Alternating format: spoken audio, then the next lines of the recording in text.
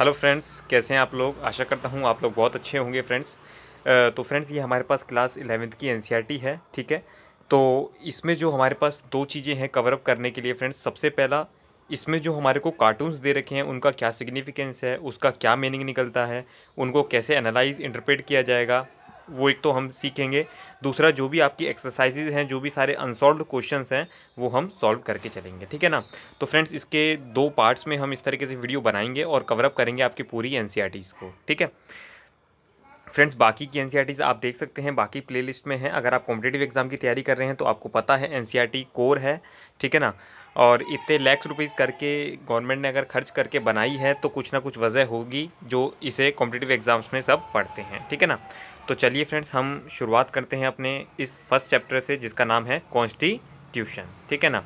तो फ्रेंड्स, इसके अंदर हमारे को एक ये देखिए बोला है कि रीड अ कार्टून, मतलब कुछ यूरोपियन कॉन्स्टिट्यूशन आपको दिखा रहे हैं, ठीक है ना।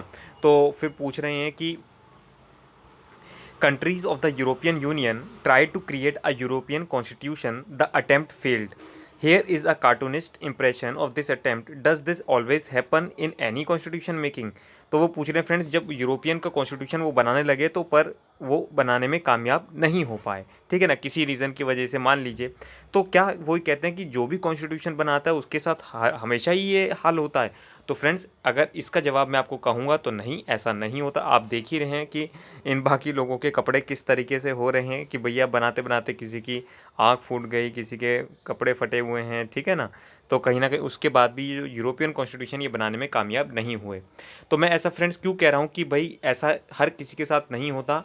बिकॉज फ्रेंड्स, जब आप इंडिया की बात करें तो इंडिया की कॉन्स्टिट्यूटिव असेंबली जब बनी थी तो उसने जो मेंबर्स थे वो डायरेक्टली और इनडायरेक्टली कॉन्स्टिट्यूट करे गए थे, जो कि रिप्रेजेंट कर रहे थे किसके, सारे सेक्शंस ऑफ द सोसाइटी को। तो अगर एक कॉन्स्टिट्यूशन को आपको बनाना है तो आपको चाहिए कि आप सारे सेक्शंस, अब सारे सेक्शन से हमारा क्या मतलब है कि भाई वीमेंस भी होनी चाहिए उसमें, ठीक है ना। जो भी हमारे ट्राइबल ग्रुप्स के हैं, शेड्यूल कास्ट के मेंबर्स हैं, ठीक है ना, ऑल रिलीजन्स के पर्सनस होने चाहिए, हिंदू मुस्लिम से कि क्रिश्चियंस, ये सब होने चाहिए।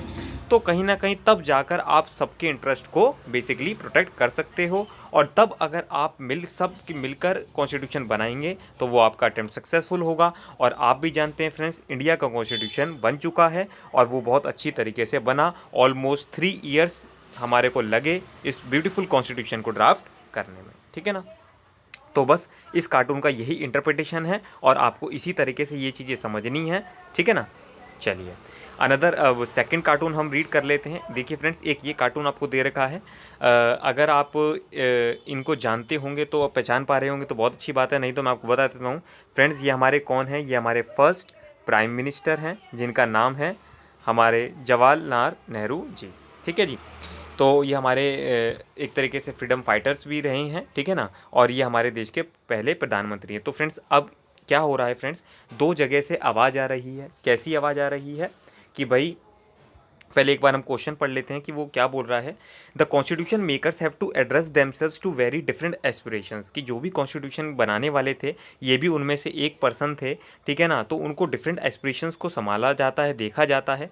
हेयर इज़ नेहरू, नेहरू मतलब Jawaharlal Nehru, trying to balance between different visions and ideologies. अब उनको क्या है, डिफरेंट विजन्स को भी और आइडियोलॉजीज़ को काउंटर करना पड़ रहा है, बैलेंस करना पड़ रहा है। Can you identify what these different group stand for, क्या ये चाह रहे हैं लोग, what do you think prevailed in this balancing act. तो फ्रेंड्स, अगर आप देख रहे हैं तो जो एक सेक्ट ऑफ ग्रुप है वो कह रहा है कि भाई जनगण मन, और दूसरा जो ग्रुप ऑफ सेक्ट्स है वो कह रहा है वंदे मातरम। तो बेसिकली ये कहना चाह रहे हैं फ्रेंड्स कि ये सारे जो हैं पर्सन्स वो किसी डिफरेंट रिलीजन से, डिफरेंट कास्ट से, डिफरेंट कल्चर से, डिफरेंट रीजन से बिलोंग करते हैं, ठीक है ना। तो अगर आप बात करें तो फ्रेंड्स, जब ये इंडियन नेशनल कांग्रेस हमारे देश को आज़ाद करने में लगी थी तो भी ये दो पार्ट्स में डिवाइड थी, मॉडरेट्स ग्रुप और एक्सट्रीमिस्ट ग्रुप, ठीक है ना। तो उसी तरीके से यहाँ पर भी क्या था, एक लिबरल नेशनलिस्ट थे और एक रेडिकल नेशनलिस्ट थे, ठीक है ना। तो सबकी अपनी अपनी एक्सपेक्टेशंस थी, ठीक है ना। तो उन चीज़ों को बैलेंस करने के लिए इसको बताया गया है कि भाई कुछ लोग कह रहे थे हमारा नेशनल एंथम जनगण मन होना चाहिए और कुछ लोग कह रहे थे वंदे मातरम होना चाहिए, ठीक है ना। तो उसी चीज़ को जो बैलेंस करने की आर्ट होती है फ्रेंड्स, वो हमारे फर्स्ट प्राइम मिनिस्टर ने बखूबी बहुत अच्छे तरीके से निभाई थी, ठीक है ना। तो बस यही इसमें वो कहना चाहते हैं, ठीक है ना। और उसके बाद आपको पता ही है जनगण मन को आपका नेशनल एंथम बना दिया गया और वंदे मातरम को नेशनल सॉन्ग। ठीक है ना। चलिए अनदर एक और कार्टून है फ्रेंड्स, उसमें क्या बोल रहा है बेसिकली क्या है फ्रेंड्स, कुछ डिफरेंट सेक्ट्स हैं हमारे, ठीक है ना, वन ऑफ द रिलीजन की, जैसे आप जानते हैं कुर्ड्स हो गए, सुन्नीस हो गए, शाइट्स हो गए, ठीक है ना। तो ये बेसिकली डिफरेंट एथनिक ग्रुप कह सकते हैं, कहाँ पर, इराक के, लिख लीजिए आप इसको, एथनिक ग्रुप हैं ये इराक के। और ये क्या कहना चाहता है, कहता है writing of the new Iraqi constitution after the collapse of Saddam Hussein's regime saw a lot of conflict between different ethnic groups in the country. What do these different people stand for? Compare the conflict depicted here that the depicted in early cartoons for the European union and India. मतलब ये cartoon जो है आपका Iraq वाला, वो कैसे European union से differ करता है और ये लोग कौन हैं जिनके बारे में आप बात कर रहे हैं। तो फ्रेंड्स एक एक करके हम आंसर देंगे इसका। तो बेसिकली क्या है, तो फ्रेंड्स बस ये कार्टून यही कहना चाहता है कि भाई यहाँ पर भी डिफरेंट एथनिक ग्रुप्स हैं, ठीक है ना। जैसे हमारी कंट्री में डिफरेंट तरीके के सब लोग थे, इसी तरीके से यहाँ पर भी डिफरेंट तरीके के पर्सन्स हैं, ठीक है ना, जिनको वो आपको बता दिया गया, इस तरीके के लोग हैं यहाँ पर। और जो यूरोपियन यूनियन में क्या था, यूरोपियन यूनियन ने कॉन्स्टिट्यूशन बनाया पर वो फेल्ड हो गए, बट इंडिया ने कॉन्स्टिट्यूशन बनाया और उनको सक्सेस मिल गई। ये उन चीज़ों में डिफरेंस था, ठीक है ना। तो बस इससे आपको ये समझना है। जनरली क्या होता है फ्रेंड्स, कार्टून्स का भी एक बहुत इंपॉर्टेंट रोल प्ले करता है। लोग जानते हैं कि पेंटिंग्स वगैरह भी एक बहुत अच्छा रोल प्ले करती हैं, तो कहीं ना कहीं हम लोगों को इनको समझना भी आना चाहिए, इसलिए मैं इसको आपको अलग तरीके से लिख के समझा रहा हूँ, ठीक है ना। चलिए अब नेक्स्ट कार्टून्स हम उसको देख लेते हैं अपना। हाँ, एक ये वाला हमारा कार्टून है। बेसिकली ये क्या कह रहा है, आप देख पा रहे होंगे कि फ्रेंड्स कुछ कहता है इराक का कॉन्स्टिट्यूशन दिखा रखा है आपको, और आप इसको देख रहे हैं कि ये ताश के पत्तों पर इराक का कॉन्स्टिट्यूशन टिका हुआ है। तो इसका मतलब आप जानते हैं कि देखिए कि ये एक तरीके से अगर आप देखें तो कि भाई इसकी जो फाउंडेशन है वो तो स्ट्रांग नहीं है, जरा सी हवा आई या किसी ने हाथ मार दिया तो ये गिर जाएगा और इराक का कॉन्स्टिट्यूशन फॉल कर जाएगा। इसका मतलब तो यही आ रहा है समझ में, ठीक है ना। अब हम एक बार क्वेश्चन पढ़ लेते हैं कि वो क्या कहता है। कहता है why does the cartoonist describe the new Iraqi constitution as the castle of cards, would this description apply to the Indian constitution.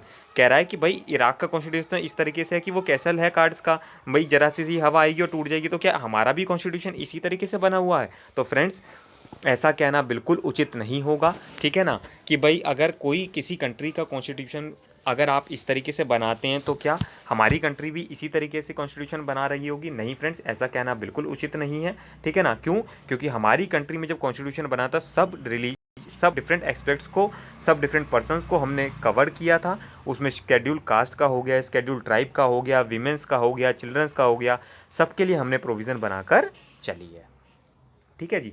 तो उसके बाद आपको देखिए रिप्रेजेंटेशन सबका रखना पड़ेगा अगर आपको चाहते हैं कि आपका जो कॉन्स्टिट्यूशन है एक पावरफुल डॉक्यूमेंट बने, एक लिविंग डॉक्यूमेंट बने, ठीक है ना। ऐसा नहीं है कि देखिए फ्रेंड्स आज 1950 में अगर आप मानते हैं हमारा कॉन्स्टिट्यूशन बनकर तैयार हुआ, ठीक है ना, मतलब सॉरी एक तरीके से फोर्स में आया और आज हमारे पास 2021 है, तो इसका मतलब 70 ईयर्स पुराना डॉक्यूमेंट भी आज आपको इस तरीके से लिविंग डॉक्यूमेंट्स मिल रहा है कि भाई आज भी जीवन है इसका। तो फ्रेंड्स कहीं ना कहीं ये बहुत इंपॉर्टेंट बात है जो आपको समझनी चाहिए और इसको सोचना चाहिए इसके बारे में एक बार।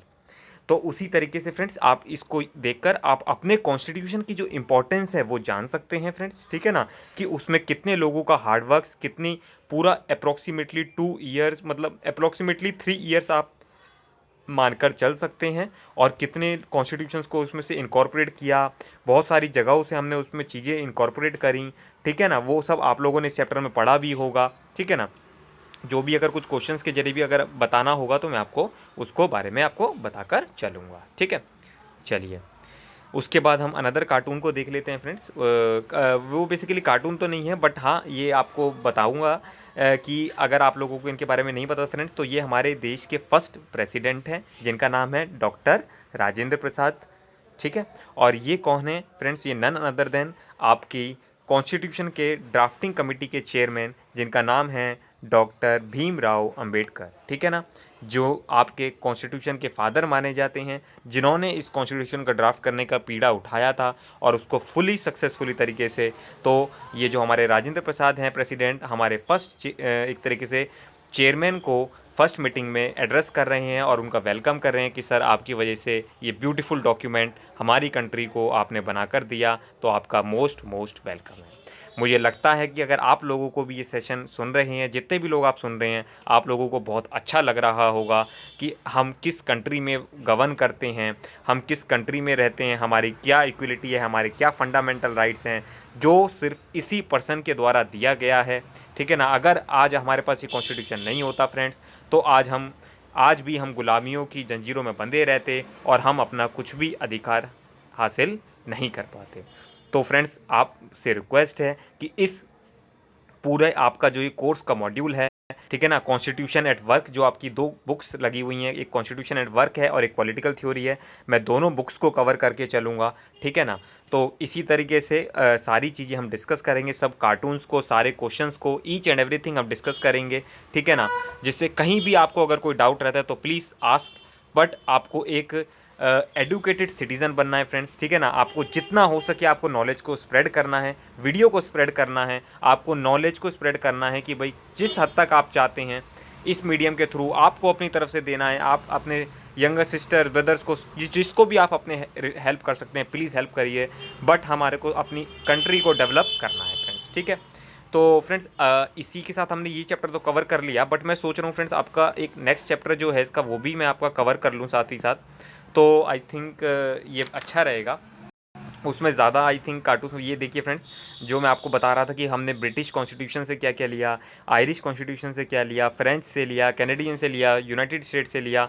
तो फ्रेंड्स, ये जो है इतना ब्यूटीफुल डॉक्यूमेंट है और जिस पे इतना पैसा भी खर्च हुआ, इतना समय भी खर्च हुआ, तो क्यों ना हम इसको अच्छे से पढ़ें, अच्छे से समझें और इसको हम जिएँ और इसको हम दूसरों को भी पढ़ा दें। ठीक है ना। तो ये हमारा मोटिव रहना चाहिए, ये हमारा गोल रहना चाहिए। देखिए, सारा इसके अंदर आपको चीज़ें दे रखी है, हम जो भी होगा धीरे धीरे सारी चीज़ें क्वेश्चंस के जरिए भी पढ़ेंगे। ठीक है ना। तो बहुत सारी चीज़ें हैं, मतलब इससे ब्यूटीफुल डॉक्यूमेंट कोई आपने कभी देखा नहीं होगा, कोई बुक आपने नहीं पढ़ी होगी। इसलिए और मैं तो कहता हूँ आप बड़े खुशकिस्मती है कि आप लोगों को ये लेक्चर सुनने का मौका मिल रहा है, आपको ये सब्जेक्ट पढ़ने का मौका मिल रहा है। तो इससे ब्यूटीफुल कोई बात नहीं हो सकती है। ठीक है फ्रेंड्स। तो फ्रेंड्स, अब जैसे कि फ्रेंड्स एक आपको ये इमेज दिख रही होगी, इसमें ये बोल रहा है कि भाई आप बताइए कि name the fundamental rights whose violation is depicted in this photograph. तो बेसिकली फ्रेंड्स, अगर मैं कहूँ आपसे, तो देखिए, अगर आपने फंडामेंटल राइट्स पढ़े होंगे तो आपको इस बारे में अवेयरनेस पता चल रही होगी कि एक ये बच्चा जो आपको लगता है कि ये 14 साल का भी नहीं होगा और उसके बाद भी इसको ये काम बीड़ी वीड़ी बनाने का ये जो करना पड़ रहा है, इसका मतलब क्या हुआ, इसका जो राइट है वो एक्सप्लॉइट हो रहा है। ठीक है। इसको इक्वलिटी का राइट नहीं मिल रहा। तो एक तरीके से राइट अगेंस्ट एक्सप्लॉइटेशन जिसे हम कहते हैं, उसको ये फंडामेंटल राइट इसको यूज़ करना पड़ेगा अपने अधिकार लेने के लिए। ठीक है। तो फ्रेंड्स, ये इसी के साथ हमारे ये कार्टून्स वगैरह हैं, ठीक है ना कहीं बहुत अच्छा मैसेज देते हैं इसके द्वारा ये, और हम लोगों को ये समझना चाहिए कि इनका भी अपने आप लाइफ में एक इम्पोर्टेंस रोल प्ले करता है। तो आई थिंक फ्रेंड्स, इसमें बाकी अगर कोई आपके